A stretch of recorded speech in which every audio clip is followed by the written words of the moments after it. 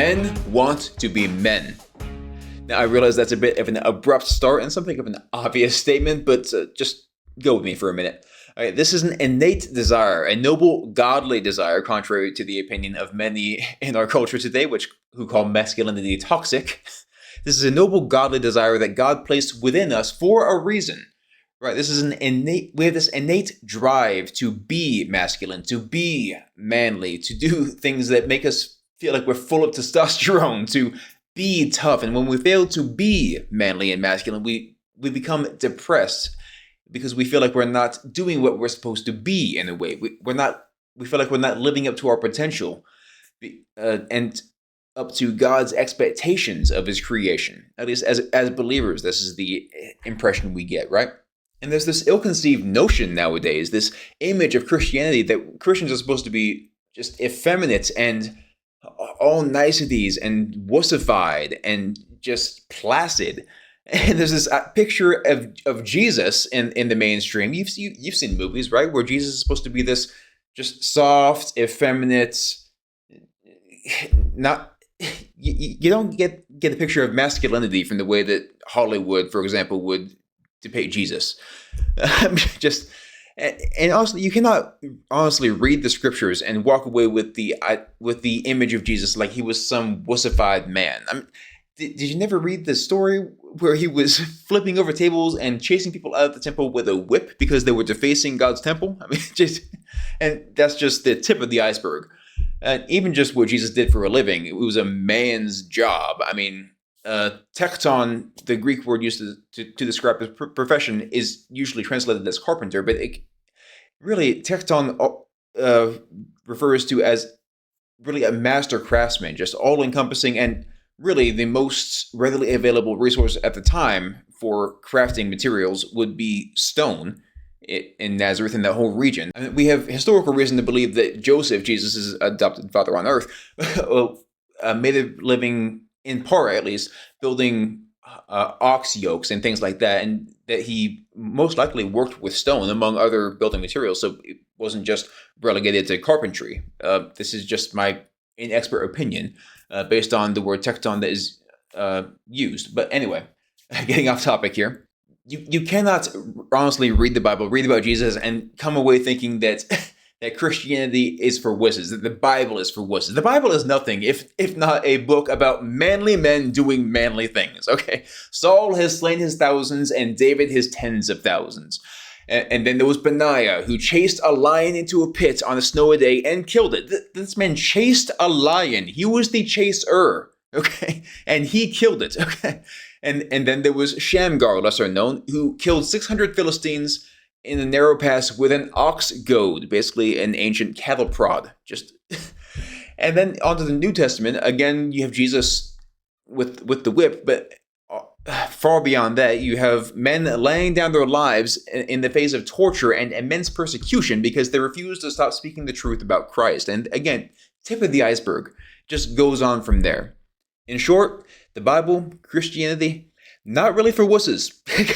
And things may be a bit different now. Men are not chasing lions. Well, certainly not here in the West. If you move in with a trap in Africa, you might have your chance. But you might not stand in a narrow pass and hold off 600 enemies single-handed. I mean, you may never be a mighty man in that way. I'm not saying it's impossible. I mean, God has worked wonders. But so what does it look like to be a man in our day and age? Well, for one, choosing to be a man of virtue and integrity, right? You can choose to say no to your flesh's desires for evil, for example. I mean, and this being Pride Month as I record this, I mean, people are throwing up their hands. Oh, how dare you say such a thing? But yeah, it's true. Self-control, kind of an important thing, and it's possible. So to be a good man, you can say no to your flesh's desires to do evil, and you can say no to cheating and to lying, and you can opt to treat women rather than as objects for sexual gratification. You can choose them as, who would have thunk, human beings of immeasurable value, and you can choose to just live virtuously, and that's about as manly as it gets. Men are also providers, right? We work hard for our families, and we work hard to bring home the meat to the table, even if we don't always happen to kill the meat ourselves. I mean, hey, days get busy, right? You don't always have to have time to go hunting every day. And of course, the manner of our work differs from man to man, especially nowadays, right? I mean, I was a blue collar worker for almost my entire adult life until just months ago, when I transitioned into selling cars and trucks, and now I work at a university. So a few different career changes here recently. And you know what? It's not backbreaking work that pays the bills, that allows me to attend seminary, and it's frankly, the university, secular university, kind of an important mission field. So I'll take it. And back on topic, there's something about working with your hands and building something, or even just lifting heavy things, that just feels distinctly masculine. And we look at builders and people in these first responders jobs, and we just think that's what a modern man should look like. But that's it right there. That's our innate perception of manliness, right? Someone who looks good, who looks tough, who looks like Jack Reacher, or someone who works in a profession where they have the power to build and create things, or someone who ideally lives virtuously. At least I hope that's part of your perception of manliness. And someone who provides and protects, another big one, right? But since changing careers, I don't do a whole lot of building or a whole lot of lifting heavy things outside the gym. And that's part and parcel of why I like driving a truck, because even if I don't always feel tough in my body, I can always look tough or feel tough in my mode of transportation. But that's just it. It's all about feeling manly. Men in the West have this drive to do things that make them feel masculine, things that have that testosterone boosting energy, because we have this gaping hole in our cultural soul and this awareness that we have lost something important, that I mean, our culture has lost we've lost that spirit that resulted in that document that's hanging up right behind me, right? The Declaration of Independence. Men who were willing to stand for something, who were willing to step way outside their comfort zone and risk it all for something they believed in, who were willing to die for an ideal, right? This masculine energy that built this country, we feel as though we have lost that.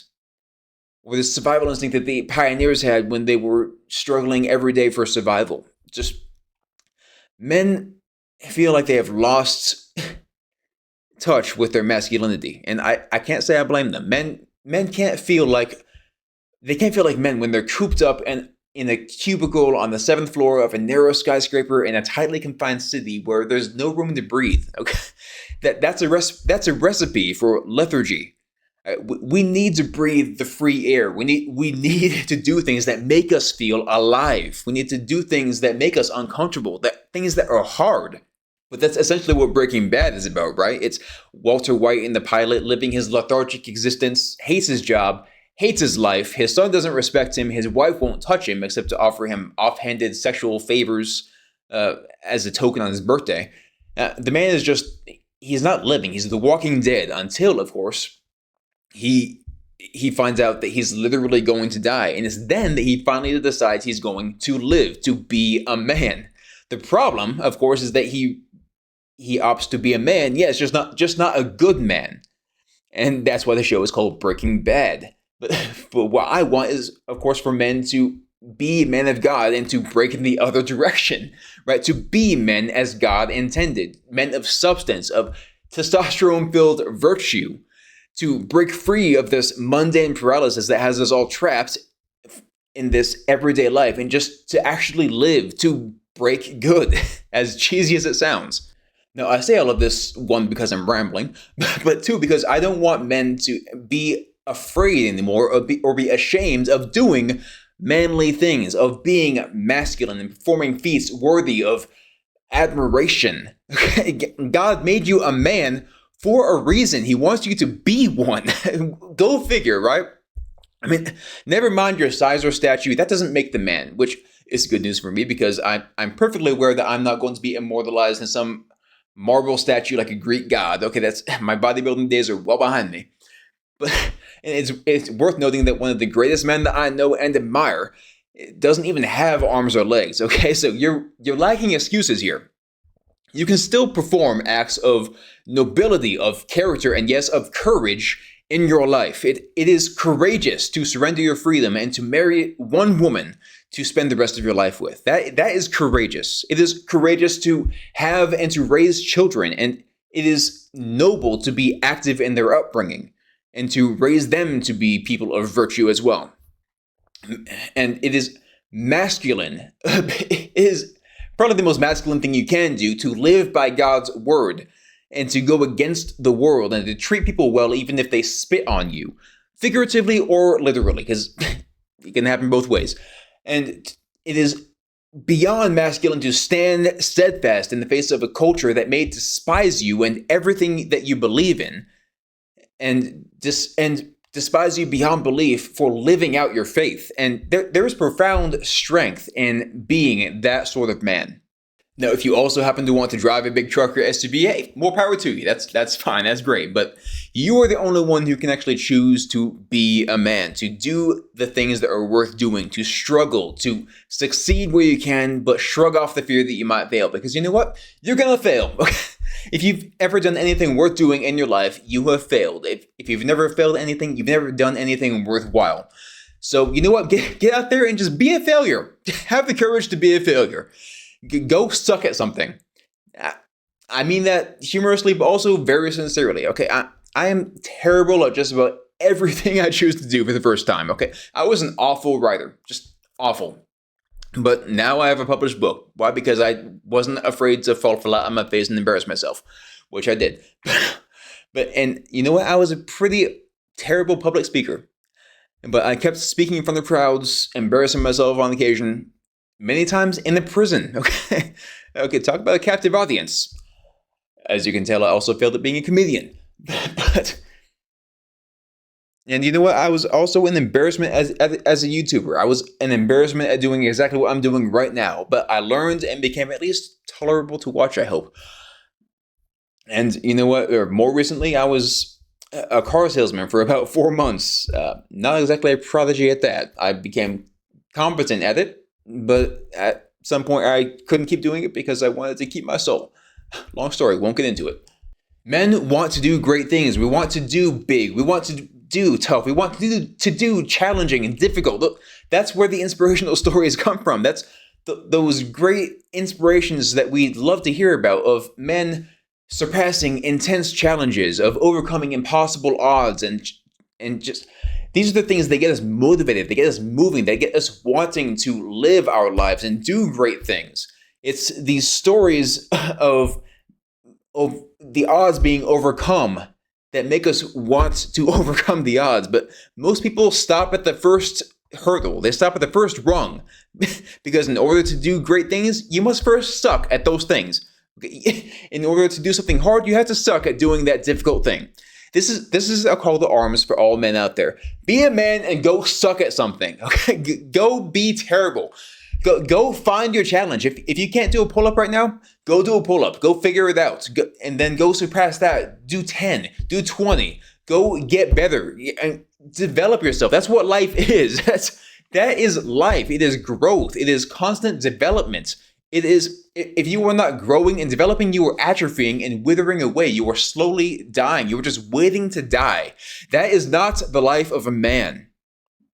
That's not what we dream about. That's not what we hope for. That's what we pity people for when they're just waiting around for the end to come. That we don't want that. We want to be men. We want to live intentionally. We want to live as God intended, doing great things, pursuing noble goals. Again, men, go find your challenge. Go find something that you are afraid to do and do it. Don't find something to overcome and don't stop until you've overcome it. You're not too young to start. You're never too young to start anything. You are not too old to do something new. Hang all of the excuses. Go do something worthwhile with your life. Go touch somebody's heart. Okay, if you're afraid to talk to people, go talk to as many people as you can.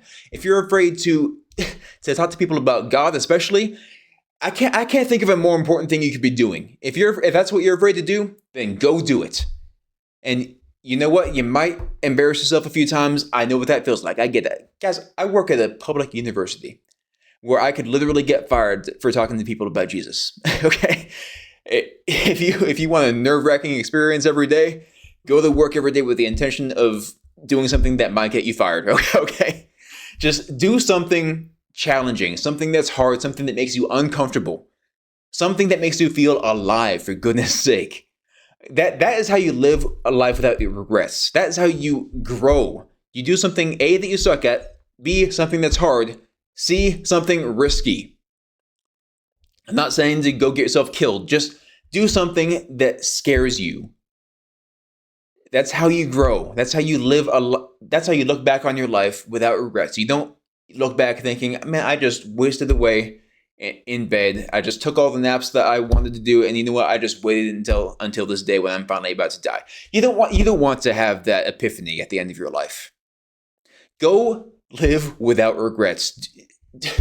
Pursue something noble. It's taboo to say it nowadays, and that's an absolute travesty. Be a man. That's my message. Be a man. 1 Corinthians 16:13 says, "Be watchful, stand firm in the faith, act like men, and be strong." This is a calling from God. We are commanded.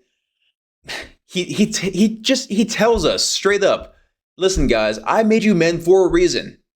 This is what I called you to do. Stand firm in the faith, act like men, be strong, as I have made you to be. Only men can be men. Contrary to what the transgender people say, the LGBT pride people, only men can be men. And we should be men. I don't care if they think it's toxic. This is what we are meant to be. Okay, we're not sick, we're not disgusting, we're not perverts. I mean, some of us are, but we're designed the way we are for a reason. We are meant to be strong. We are meant to fight, to go to battle. We are meant to be the ones in the military. I'm sorry, but when they let women start joining the military, they literally had to lower the physical fitness standards so that women could qualify. I mean, men are what made the military strong. If that's taboo to say, oh well, I don't care. Just men have a calling from God to be men. And this is not a wishy-washy recommendation. Joshua 1:9 says, "Have I not commanded you?" Not, oh, if you feel like it. Not, oh, you can do it if you want. Or I recommend. No. The Lord says, "Have I not commanded you? Be strong and courageous. Do not be frightened, do not be dismayed, for the Lord your God is with you wherever you go." Men, you have a purpose to fulfill. And God assures you, He has commanded a lot from you. He expects a lot from you as men. But He is with you every step of the way. So don't be afraid to go do it. Go be a man.